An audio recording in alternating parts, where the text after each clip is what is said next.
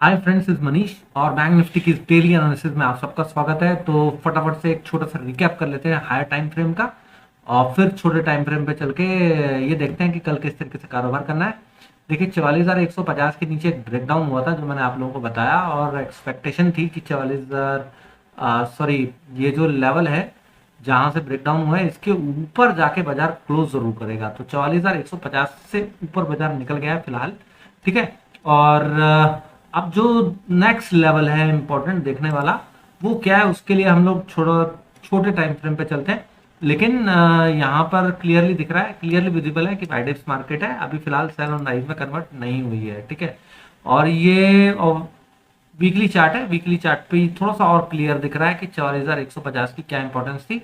बाजार नीचे गया और 44,150 को जाके अब क्रॉस करके 44,480 के आसपास जाके क्लोज हुआ है। ठीक है। अभी ये वीक कंटिन्यू है और प्रीवियस वीक के हाई के ऊपर हम ट्रेड कर रहे हैं। ठीक। अब डेली चार्ट पे देखते हैं। डेली चार्ट पे क्या है कि ये एक इंपॉर्टेंट रेजिस्टेंस पे आके खड़ा हो गया। ठीक है। यही एक स्विंग आया था जिसके ऊपर ब्रेकआउट मिला था और अब ये वहीं पे आके खड़ा हो गया है। यानी कि 44,520 के ऊपर टिकना बड़ा जरूरी है। राइट। ये डेली चार्ट हमें बता रहा है। ठीक। नहीं तो हो सकता है कि इसके ऊपर डायरेक्ट निकल जाए, हो सकता है इसके बीच में कंसोलिडेट करे। क्या करेगा, क्या पॉसिबिलिटी है वो देखते हैं थोड़ा सा छोटे टाइम फ्रेम पे। तो ये देखिए फ्रेंड्स, मैंने जो स्विंग ट्रेड दिया था उस पर आज बोला, कल बोला भी था कि आप एग्जिट कर लीजिए। बाजार जब नीचे खुला तो वो क्लोज करा गया, लेकिन बाजार ने दोबारा से रिवर्सल दिया। और जब रिवर्सल देके मैंने आपको बताया ही कि जैसे ही बाजार ऊपर दोबारा से निकला है 44,150 से 220 के ऊपर मैंने लेवल लिख के दिया था, दोबारा से हमारा ट्रेड एक्टिव हो गया। ठीक है। और हमारा टारगेट था 44,450 का और बाजार ने हाई बनाया 44,520 का। ठीक है। अच्छा, नंबर वन। और अब ये जो जोन है जहां पर हम इस वक्त खड़े हैं, ठीक है, मैंने आप लोगों को बताई है कि ये एक इंपॉर्टेंट लेवल है। ठीक। इसके ऊपर तो फिर समुंदर ओपन हो जाता है। अच्छा, अब हम 15 मिनट चार्ट पे चलते हैं। पहले मैं आज का प्राइस रिकैप देता हूं। ठीक। फिर हम डिस्कस करेंगे कल किस तरीके से कारोबार होना है। मैंने बताया था गैप अप ओपनिंग हो रही है और यहाँ पे आप पोजीशन स्क्वायर ऑफ कर लीजिए क्योंकि हमारा ट्रेलिंग एसएल हिट हुआ। ठीक। 44,150 पे के आसपास ये गया है और 44,050 से 44,100 के बीच में जो भी है किसी सब ने प्रॉफिट बुकिंग कर ली होगी। ठीक है, क्योंकि 15 मिनट की कैंडल है ये।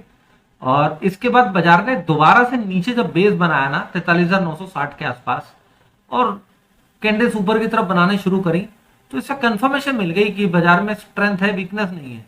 और जैसे ही ये क्लोजिंग हुई है, ये कैंडल दिस वन यहां से लॉन्ग दोबारा से इंट्राडे में एक्टिव हुआ। उसके बाद बाजार ने देखा क्या शानदार रैली दी है। ठीक है। और ये ब्रेकआउट दे दिया बाजार ने फॉलिंग ट्रेंड लाइन का। पहले तो यहाँ फेल किया उसे और अब फाइनली ब्रेकआउट दिया और ब्रेकआउट देके बाजार सीधा रेजिस्टेंस के आसपास पहुंचा। ठीक है। 44,470 से लेके ये जो 550 तक का एक रेजिस्टेंस जोन हमने ड्रॉ कर रखा है, उस जोन के बीच में जाके क्लोज हो गया। ठीक। एलटीपी गया है 44,480 के आसपास तक का और जो क्लोजिंग प्राइस आया है फ्रेंड्स वो भी एग्जैक्टली सेम ही आया। ठीक है। तो प्राइस एक्शन ये बता रहा है कि आज जो है लॉन्ग साइड पोजीशन बनानी चाहिए थी और लॉन्ग साइड पैसा, जिन्होंने भी ट्रेंड को फॉलो किया होगा, लॉन्ग साइड पैसा अच्छा बनाया होगा। आप खुद देखिए, अगर किसी ने ये ब्रेकआउट भी देखा होगा ना, तो भी देखिए यहाँ पे कंसोलिडेट किया, रुका है, बैठाया है बाजार ने कि आप बैठिए, कमाइए पैसा, मैं ऊपर जाने वाला हूँ। ठीक है। अब हम लोग कल के लिए एनालिसिस करते हैं। देखिए, आप लोगों को बताया मैंने एक इंपॉर्टेंट रेजिस्टेंस जोन पे खड़ा है। राइट। अब उसकी जाने की प्रोबेबिलिटी क्या है? देखिए, ये हो गया 90 डिग्री का एंगल। ठीक। अब ये यहां से नीचे तो आएगा। अब अगर ये डायरेक्टली ऊपर चला गया ना तो इसकी प्रोबेबिलिटी कम है कि ये डायरेक्टली ऊपर जाके सीधा रॉकेट बनेगा। ठीक। ये हो सकता है कि ये यहां तक कहीं जाए 600 तक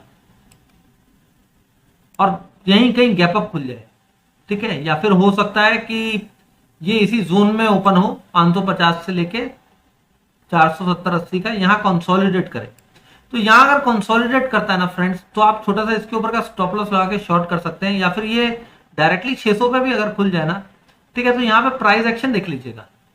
ठीक। वैसे तो 550 के ऊपर बुलिश है, लेकिन ये प्राइस एक्शन देख लीजिएगा अगर कोई बड़ा गैप अप हो जाता है तो। अगर ये आप लोगों को लगता है 550 के नीचे अब चला गया, प्राइस एक्शन बना के इसने ब्रेकडाउन दे दिया, ठीक, तो यहाँ पे शॉर्ट कर दीजिएगा। अगर ये डायरेक्ट इस जोन में खुलता है, इसके ऊपर नहीं जा पाता, यहीं कंसोलिडेट करता है, तो इसको ब्रेक करे तो शॉर्ट कर दीजिएगा।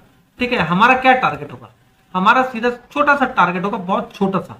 ठीक है, 44,430 का, राइट, 44,430 का अब जो लेवल है, मैं इसको ये लेवल हम लोगों ने ऑलरेडी मार्क कर रखा है आई थिंक। 44,430 कहाँ गया, मुझे देख क्यों नहीं रहा, ये रहा, सॉरी, 44,430, क्योंकि मैं एक्चुअली पहले एनालिसिस कर लेता हूँ ना और लाइन ड्रॉ नहीं करता हूँ ताकि फिर कंफ्यूजन ना हो। तो 44,430 एक बहुत छोटा सा सपोर्ट बनता है। ठीक, यहीं कहीं पे बाजार आएगा। अगर 44,430 को भी ब्रेक कर देता है ना, फिर 44,350 और 44,220 तक आ सकता है।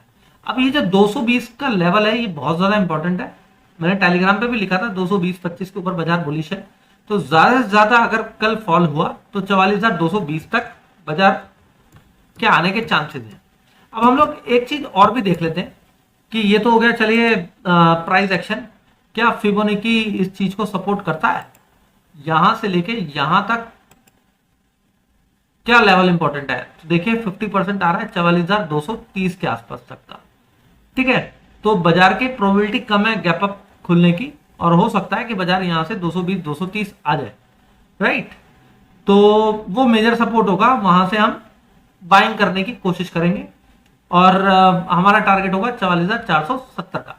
ठीक है, अब देखिए गैप अप खुलने के बाद वो सस्टेन कर जाए या फ्लैट ओपन होकर ऊपर की तरफ निकल जाए।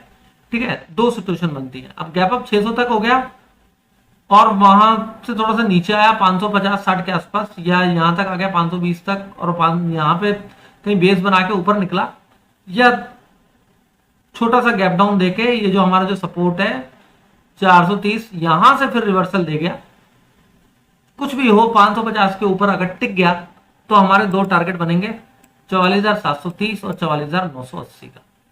ठीक है, हम उस सिचुएशन में कॉल में बैठ जाएंगे, लेकिन बड़ा रिस्की ट्रेड होगा क्योंकि ऑलरेडी 90 डिग्री का एंगल बन रहा है। लेकिन फिर भी लोग इस तरीके के ट्रेड लेते नहीं है डर के मारे, और ऑपरेटर्स जो है पैसा कमा के एग्जिट कर देते हैं, और फिर आप ट्रेंड के अगेंस्ट छोटे छोटे से रिवर्सल खेलते हो और उसमें वो बड़े बड़े बाउंस देके स्टॉप लॉस खाते हैं।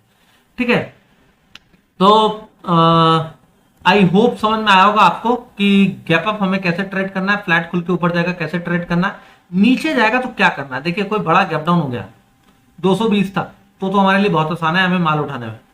ठीक है, और अगर ये फ्लैट खुल डायरेक्ट नीचे धीरे धीरे धीरे धीरे धीरे धीरे आता रहा, तो मैंने आपको बता ही दिया फ्लैट खुल के आएगा नीचे 44,470 के आसपास तक का ये जो सपोर्ट है। ठीक है, इसके नीचे अगर चलता है, ठीक, तो कोशिश कीजिएगा 44,350 और 220 मैक्सिमम, ये दो ट्रेड बनेंगे, तो 350 पे निकल जाइएगा। अगर फिर भी नीचे टिकता है तो 220 तक के लिए दोबारा से एंट्री ले लीजिएगा। ठीक है, स्कैल्पिंग करनी पड़ेगी, और फिर वहां से लॉन्ग साइड में बैठ जाइएगा, कॉल में बैठ जाइएगा। ठीक, अंडरस्टूड। आई होप कि आपको समझ में आई होगी एनालिसिस कि हर एक सिनेरियो मैंने डिस्कस किया, gap up, gap down, flat खुल के ऊपर जाना, नीचे जाना, हमें किन किन लेवल्स का ध्यान रखना है, ट्रेड कैसे करना है। ठीक है, रियल ट्रेडिंग करनी कैसे। तो अगर एनालिसिस अच्छी लगी हो फ्रेंड्स, समझ में आई हो, तो चैनल को सब्सक्राइब करके बेल नोटिफिकेशन ऑन कर दीजिएगा।